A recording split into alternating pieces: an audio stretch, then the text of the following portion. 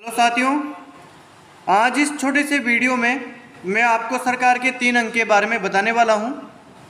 देखिए, पहले अपन ने संविधान के भाग 3, भाग 4 और भाग 4A को पढ़ा है, लेकिन अब आगे के जो टॉपिक्स हैं, भाग हैं, उनको समझने के लिए अपन को पहले ये चैप्टर समझना पड़ेगा। देखिए, सरकार की संरचना कैसी है कैसी नहीं है, इसके बारे में आपको आज पता चल जाएगा।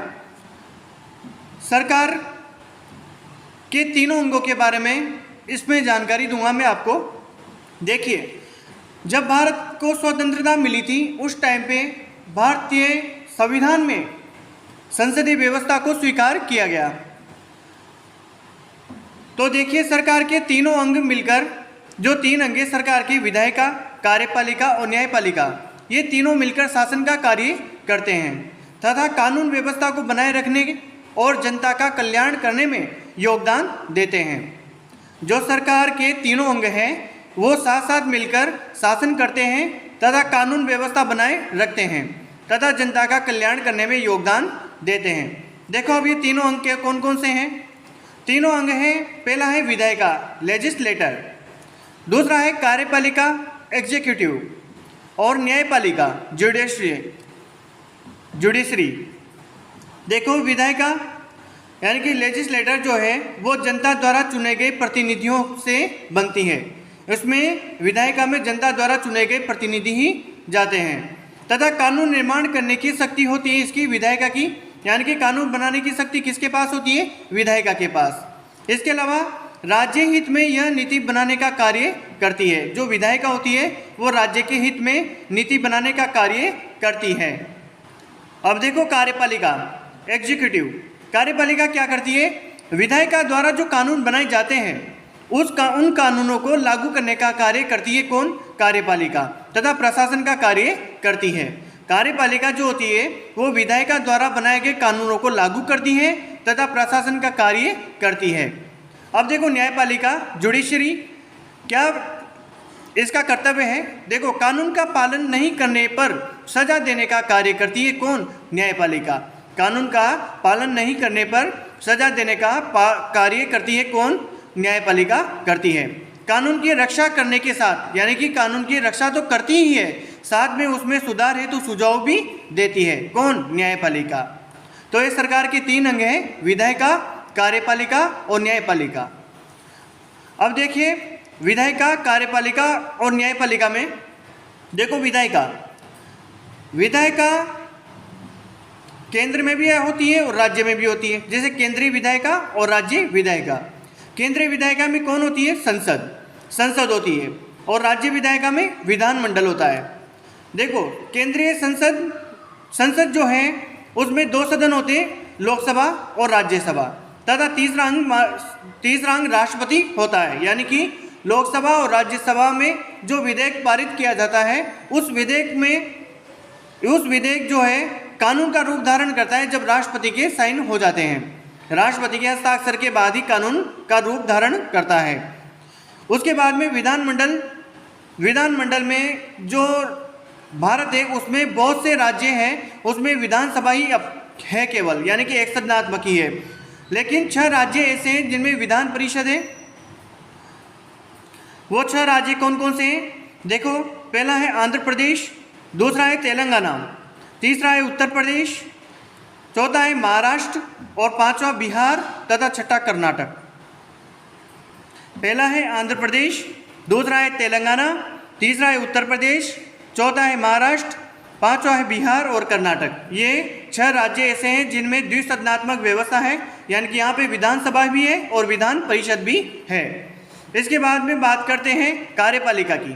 कार्यपालिका जो कानून को लागू करने का कार्य करती है। कानून बनाने का कार्य तो विधायिका करती है और कार्यपालिका कानून को लागू करने का कार्य करती है। देखिए, केंद्रीय कार्यपालिका में राष्ट्रपति होता है, उपराष्ट्रपति होता है, प्रधानमंत्री होता है तथा उसकी मंत्री परिषद होती है। अब कार्यपालिका जो राज्य में होती है, राज्य कार्यपालिका, उसमें राज्यपाल, इधर केंद्र में तो राष्ट्रपति हो गया और इधर राज्य में राज्यपाल हो गया।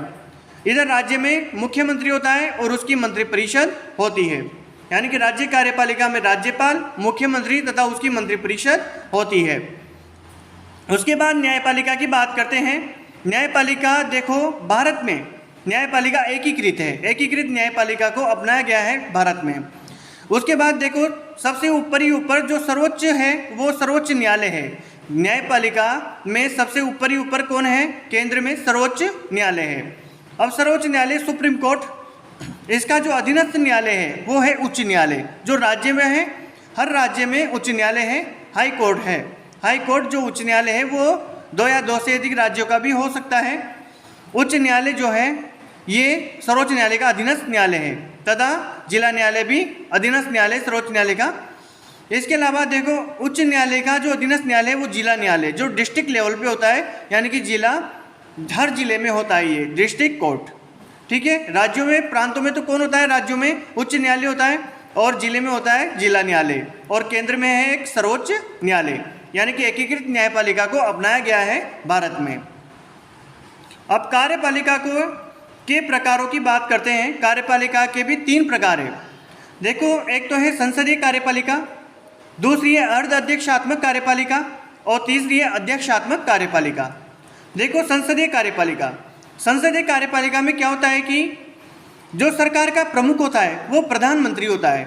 जो सरकार का प्रमुख होता है वो प्रधानमंत्री होता है तथा विधायिका में बहुमत वाले जो दल का नेता होता है, जिस व्यक्ति को या नेता को विधायिका में बहुमत मिलता है या बहुमत होता है, उसको ही प्रधानमंत्री चुना जाता है। इसके अलावा विधायिका के प्रति जवाबदेह होता है, यानी कि प्रधानमंत्री और उसका मंत्रिमंडल जो होता है वो विधायिका के प्रति जवाबदेह होता है। संसदीय व्यवस्था कहाँ पे है? जैसे भारत में है, कनाडा में है, जापान में है। कनाडा में जो भारत में है संसदीय व्यवस्था अपनाई गई वो कनाडा से अपनाई गई। अब देखो अर्ध अध्यक्षात्मक व्यवस्था, इसमें क्या होता है कि देश का प्रमुख जो होता है वो राष्ट्रपति होता है तथा सरकार का प्रमुख जो होता है वो प्रधानमंत्री होता है। देश का प्रमुख राष्ट्रपति और सरकार का प्रमुख प्रधानमंत्री तथा प्रधानमंत्री और मंत्रिपरिषद जो होती है वो विधायिका के प्रति जवाबदेह होती है। अर्ध अध्यक्षात्मक व्यवस्था में भी क्या होता है? प्रधानमंत्री और मंत्रिपरिषद विधायिका के प्रति जवाबदेह होती है। यानी कि संसदीय व्यवस्था में भी यही है और अर्ध अध्यक्षात्मक में भी यही है। इसके अलावा जो अर्ध अध्यक्षात्मक व्यवस्था है वो रूस में है, फ्रांस में भी है। इसके अलावा जो अध्यक्षात्मक व्यवस्था है उसमें क्या होता है? अध्यक्षात्मक व्यवस्था में राष्ट्रपति जो होता है वो देश का प्रमुख होता है तथा राष्ट्रपति ही सरकार का भी प्रमुख होता है। राष्ट्रपति चुनाव प्रत्यक्ष मतदान द्वारा किया जाता है। जो राष्ट्रपति का चुनाव होता है वो प्रत्यक्ष मतदान पद्धति के द्वारा किया जाता है। उसके बाद विधायिका के प्रति जवाबदेह नहीं होता है। जो राष्ट्रपति होता है वो विधायिका के प्रति जवाबदेह नहीं होता है। संसदीय व्यवस्था में तो था कौन? प्रधानमंत्री और उसकी मंत्रिपरिषद थी, जवाबदेह थी विधायिका के प्रति, और अर्ध अध्यक्षात्मक व्यवस्था में भी थे। लेकिन जो अध्यक्षात्मक व्यवस्था है उसमें विधायिका के प्रति जवाबदेह नहीं है। कौन? राष्ट्रपति। जो सरकार का प्रमुख है या देश का प्रमुख है वो विधायिका के प्रति जवाबदेह नहीं है। और ये व्यवस्था है अमेरिका में। एक व्यक्ति के नेतृत्व सिद्धांत पर आधारित होती है। कौन? यानी कि जो अध्यक्षात्मक व्यवस्था है वो एक व्यक्ति के नेतृत्व सिद्धांत पर आधारित होती है, क्योंकि राष्ट्रपति ही सर्वेसर्वा होता है वहाँ पे। इसके अलावा जो संसदीय व्यवस्था है और इसके अलावा अर्ध अध्यक्षात्मक व्यवस्था है वो सामूहिक नेतृत्व सिद्धांत पर आधारित होती है, क्योंकि प्रधानमंत्री और उसके मंत्रिमंडल सभी मिलकर साथ साथ कार्य करते हैं, इसलिए सामूहिक नेतृत्व सिद्धांत पर आधारित होती है। ये जो संसदीय व्यवस्था अर्ध अध्यक्षात्मक व्यवस्था है वो सामूहिक नेतृत्व पाया जाता है इसमें। इसके अलावा देखिए संसद, जो भारतीय संसद की बात करें तो संसद जो है उसके 2 सदन हैं, लोकसभा और राज्यसभा। इसके अलावा तीसरा अंग माना जाता है राष्ट्रपति। देखो लोकसभा यानी कि house of people, house of people यानी कि लोकसभा, यानी कि निम्न सदन, लोकप्रिय सदन है ये लोकसभा। इसके अलावा राज्यसभा जो है council of states, council of states Rajya Sabha, यानी कि उच्च सदन ही ये राज्यसभा उच्च सदन है। इसके अलावा राष्ट्रपति, ये 3 लोकसभा और राज्यसभा में कोई विधेयक पारित हो जाता है तो वो विधेयक जो है पूर्ण रूप से पारित होता है या कानून का रूप धारण करता है जब राष्ट्रपति उस पर सिग्नेचर करता है। ये सब अपन लोकसभा का चैप्टर पढ़ेंगे, राज्यसभा का चैप्टर पढ़ेंगे, राष्ट्रपति का पढ़ेंगे, तब करेंगे। तो आज केवल जो सरकार की संरचना थी उसके बारे में था ये चैप्टर, आपके लिए बहुत ज़्यादा इम्पोर्टेंट है। इससे ही भाग 5 और भाग 6 या फिर आगे के जो भी टॉपिक्स है वो समझ में आएंगे आपको। तो आज के लिए इतना ही, धन्यवाद।